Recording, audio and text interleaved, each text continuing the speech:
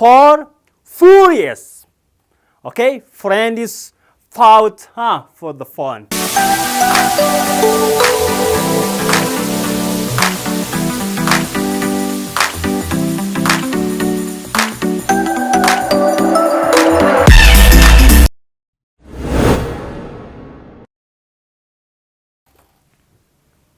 Hello ladies and gentlemen, welcome back to our YouTube channel, Aku English with Oromic. I'm Aku from School of American English. Today I'm gonna start with a very attractive tongue twister. Please try to say after me this tongue twister. Okay. Kabajamtoota daawwattoota channel Aku English with Oromic guyyaadhaa barumsa giraamariidhaan walitti deebinee jirachuudha. Kanaaf osoo barumsa keenyatti hin ce'in duratti salaamata isin gaafachaa akkam nagaa jirtu fayyuma keessanii akkam jiruun haalli jireenya akkam maal fakkaatan jecha tongue twister jedha. Tongue twisteridhaan sagantaa keenya jalqaba hanga dandeettan na jala jechuu yookaan ammoo comment irra barreessuu yaala. Here we go. All right. Tongue twister akkam jedha. Four furious friends fought for the phone jedha.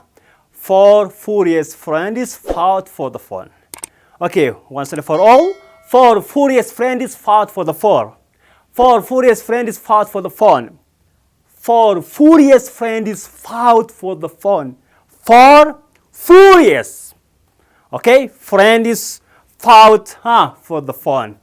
Thank you, sorry, kana yoo dandeettan barreessaa yoo dandeettan immoo practice godhaa afaan keessan immoo ittiin hiikadhaa jechuudha. All right. Barumsi keenya kanadhaa barumsa giraamarii akkasumas waa'ee active fi passive. Kutaa as duraa yookaan immoo kutaa torbaffaa keessatti waa'ee kutaa as ja'affaa keessatti waa'ee active passive tense jalqaba simple present tense barannee jirra.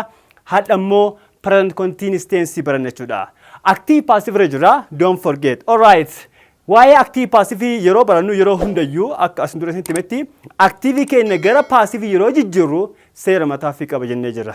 Kanaaf seera tokkoffaa ilaalee jira. Seera lammaffaa maal jedha? Here it is. A passive statement is in the present continuous tense is expressed as what? Here it is. Subject plus verb to be. Verb to be am, is, are plus being plus V3 or past participle plus by plus object. This is the formula of what? The formula of passive in present continuous tense. Yeroo hundayyuu formulaan keenya kan passive dha. Here is subject abbaa gochuu raawwatu plus verb to be. Verb to be kan jedhama yeroo hundayyuu am, is fi are jechuudha. And plus what? Plus being. Formula keenya kan hadhaatiin formula keenya kan dhengaddaa kun immoo kutaa kana duraa garaagarummaa isaanii beingii dabalatee dhufe jechuudha. Present continuous tense beingii dabalatee dhufe jechuudha. Osoo kaaniin ta'e immoo kunin immoo akkuma jiru ta'e beingii dabalatee dhufe jechuudha. Walii galanii kanaaf kan dhengaddaa verb to be am, is, are plus V3 jedhe. Kanadhaa immoo continuous tense waan ta'eef gochi kun amma dalagamaa waan jiruuf we can say subject plus verb to be am, is, are plus being plus V3 or past participle plus by plus objects. It is our formula in passive. Formula keenya kan passive jechuudha. Formula keenya kan passive isa kana jechuudha. This one kana fakkaataa jechuudha. Okay. Formula keenya kan active yookaan immoo kan present continuous tense yeroo hundayyuu akkamidha? Subject plus verb to be am, is, are plus verb 1, all right? Plus ing form plus object. Kuni formula keenya active. Kuni formula keenya kan active jechuudha. Kan passive ammoo verb to be am, is, are plus being qaba jechuudha. Then plus verb jechuudha. Kuni active dha, kun ammoo formula keenya passive jechuudha. Now here it is. Here is the notes. Here is not. Kuni hubachiisa. Not jechuun hubachiisa jechuudha. Look, we use guys the word being in only two tenses. Yeroo hundayyuu being keenya kan fayyadamnu tense lama keessatti qofa jechuudha. Okay, tense kami we used in present continuous tense as well as in past continuous tense actually. Yeroo hundayyuu jecha being kana kan fayyadamnu gara active gara passive yeroo jijjiirru tense lama keessatti qofa fayyadamna jechuudha. Tense kami present continuous tense fi past continuous tense jechuudha. Past continuous tense jechuudha. Okay, why past continuous tense? Yeroo tense kana fixne funduratti ilaala jechuudha. Ammaaf present continuous tense barachaa jira jechuudha. Here is example kami ilaala. For instance, look at Ahmed is washing glasses. What Ahmed is doing now, guys? Ahmed is washing what? Glasses. Ahmed maal dalagaa jira? Himni nu kenname kuni When we analyze this sentence, here it is what? Ahmed is what? Subject. Is verb to be. Washing is what? Our verb. Wakzami verb ani jechura.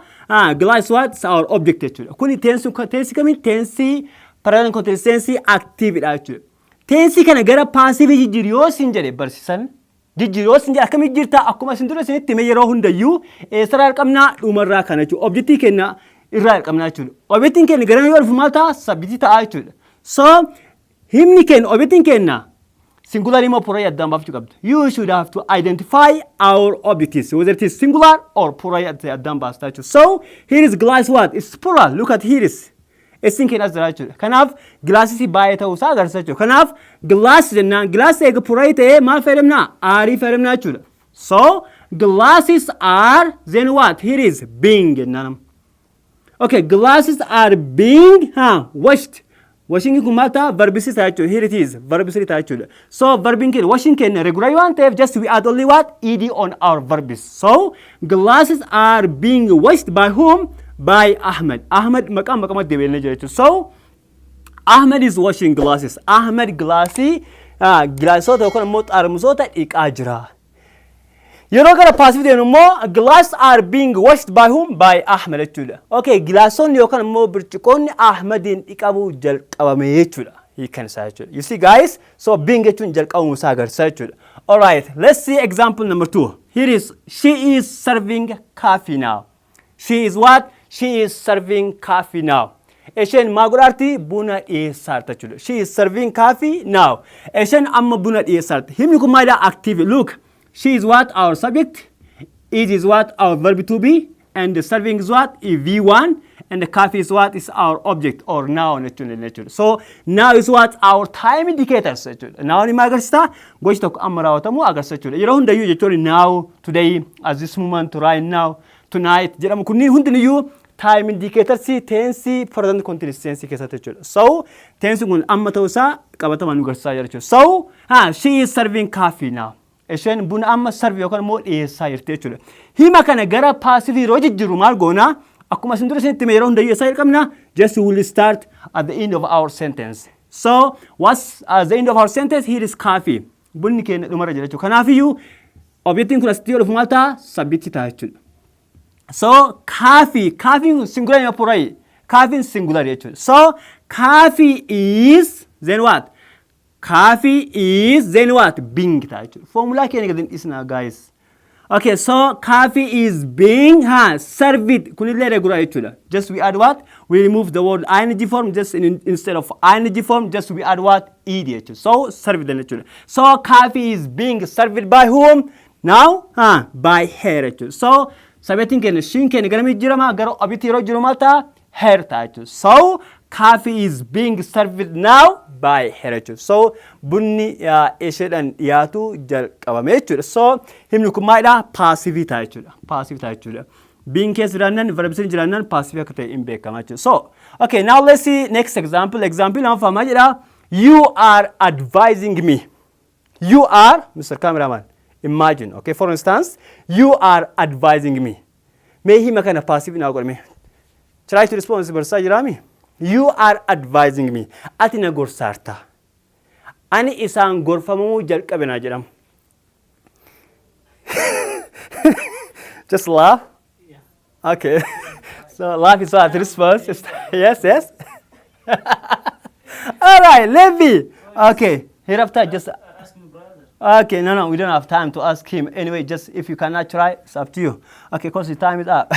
So you are advising me. You are what? You are advising me. Yeroo asindura maasinjere miidhaan asirraa qabna ta'uu isaa beekoo as sigara jiraam kanatti. Yeroo hundee isaa qabna asii jalqabna jechuudha. Kanaafiyyuu miin keenya garam deebi'a? Gara I deebi'a jechuudha. Look at I malta me ta'a jechuudha. So he malta he me ta'a jechuudha. You see? She malta her ta'a jechuudha. You'n you jechuudha. And Zayn malta them ta'a jechuudha. Then come to have eating more eating ta'a jechuudha. And maqaan ta'e immoo Ahmed yoo ta'e garam ta'a Ahmed ta'a jechuudha. Maqaan jijjiirama jechuudha. Name is into name jechuudha. Gara maqaan gara maqaatti deebi'e jijjiirama. So you are advising me. eegas ammoo miin keenya gara mijjirama ayin gara miita jechuudha. So miin gara ayi deebi'a jechuudha. Kanumatti gara ofitti deebi'a jechuudha. This one is gara deebi'a kun immoo gara deebi'a jechuudha. So miin gara deebi'a ayi ta'a jechuudha. Miin gara sabeetti yoo ta'u amal ta'a ayi ta'a jechuudha. So I am it immoo I is immoo I are it. You can say am, isn't it? Am, or you can say I am or am. So I'm being, go being. I, here is subject, then I am, then being. Being can formula can actually. So I am being advised, again, advising can regular verb. Just if our verbs are just regular verbs, we add only what? D or ed. If it is English within A, just we add D. If it is English within another consonant, just we add what? Ed actually. That's all. So I am being advised by whom? By you actually. You can matter, you did actually. The last example, but now the least one is here is Myra. They are eating some, okay, kun Myra, you are advising me. At Nagorsarta, then I am being advised by you. Anything gorfamu jalqabame. The last one is say that they are eating some bananas. They are eating what? Some bananas. Isaan maal nyaataa jiranii? Banana muraasa hagawii sam nyaataa jiranii jechuudha. So hima kana yoo jiru yeroo hundayyuu eessa jalqabnaa? Obitii keenya jalqabnaa jechuudha. Obitii keenya jalqabna jechuudha. So some bananas innaan here is guys. Singular yoo pura yukunam? Pura jechuudha. Bananas. It's in the case what? A lot, that means baay'ee ta'uu agarsiisa jechuudha. So some bananas are pura yoo ta'e maal fudhata? Are fudhata jechuudha. So some bananas are being eaten. Look at it now. Our verb is what? It is irregular verbs. Irregular verb waan ta'eef verb waan isaa itidha.